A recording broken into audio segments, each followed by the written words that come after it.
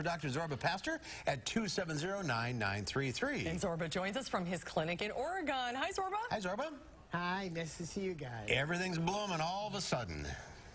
Absolutely. You know, it was either last Wednesday or Thursday after we had that torrential rain.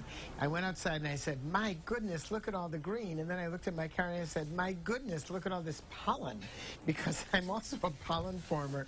And my son Zach said, why is your car so dusty? I said, it's the pollen. You know, that's really what it is. This is allergy season. And remember, we have great over-the-counter medications now. You don't need to go to a doctor to get good medicines. We have 3 over-the-counter non-sedating antihistamines, Claritin, Allegra, and Zyrtec. They all come in generics. Zyrtec is the strongest, but some people get a little bit sleepy from that. But Allegra and Claritin don't make you sleepy, not quite as strong, so it depends on your needs. Over-the-counter Flonase, which is a steroid nasal spray, is great. Used to be by prescription only. Now it's over-the-counter. 1 squirt in the morning in each nostril, 1 squirt in the evening can make a big difference.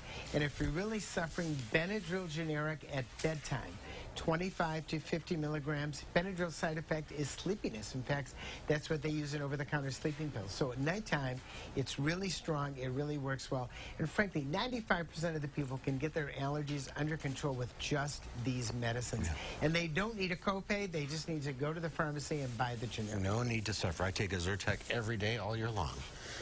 Yeah, it's really good stuff. All right, let's go to the phones. We'll start with Patty in PARDEEVILLE. Hi, Patty. Hi. I know I sound like a frog.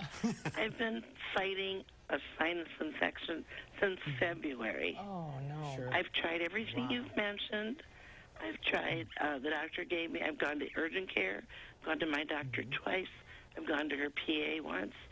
And the amoxicillin they gave me, the urgent care gave me, had prescribed, gave me diarrhea so bad I couldn't take it. I only took 9 of the 20 pills. Now, it felt great for a week, and then bam, it just, I mean, this was just awful. And then I obviously had laryngitis. Then my voice came back. Now I'm getting it again from the sneezing. I just don't know what to do anymore. Yeah. Are you a smoker? No, I've never smoked. Don't drink. You don't smoke. Okay. I have a couple of specific suggestions for you. First of all, most sinus infections, more than 95%, are not bacterial. So getting an antibiotic probably isn't going to do much for you. Flonase, we just talked about that. 2 squirts in the morning, 2 squirts in the evening, double the dose on the bottle, can open up the sinuses. Sometimes it takes 3 or 4 weeks. A neti pot 2 to 3 times a day. That's where this little pot that kind of put in the nose gets rid of it. It's a saline solution that goes on the back of the throat and the nose, makes a difference. 8 to 9 hours of sleep in bed, believe it or not, makes a big difference with that. And vitamin C containing fruits can also make a difference. But sometimes it takes a little bit of a while to get over these things. It's not bacterial with 95% reassurity. Got to get rid of the inflammation. If that all fails, talk to your doctor about a prednisone tablet for just a week or 2. I think that a lot of people will be surprised to hear that most sinus infections are not bacterial, because antibiotics. You think they're bacterial? They're not. Right. They're viral infections. Studies at Mayo Clinic have shown, and due to, absolutely without credit, they're mostly viral infections. All right, let's go to Yvonne in Waterloo. Hi, Yvonne. What's your question? Hi. My son is 12. And what I'm wondering is, he gets colds and has been like 5 or 6 times a year, and I think it might be allergies. And so what I'm wondering is what he could take for those allergies, or do I have to take him in for testing? He won't swallow any medicine liquids or swallow any pills at this point. Well, there are a few things. So first of all, you can give him allergy medication. You crush it up. You can buy a pill crusher or a pumice device in the store, crush it up, and if he wants to take that, he can take a powder. Some allergy medicines come in a liquid form. Go to the pharmacist, ask them which ones come in a liquid form.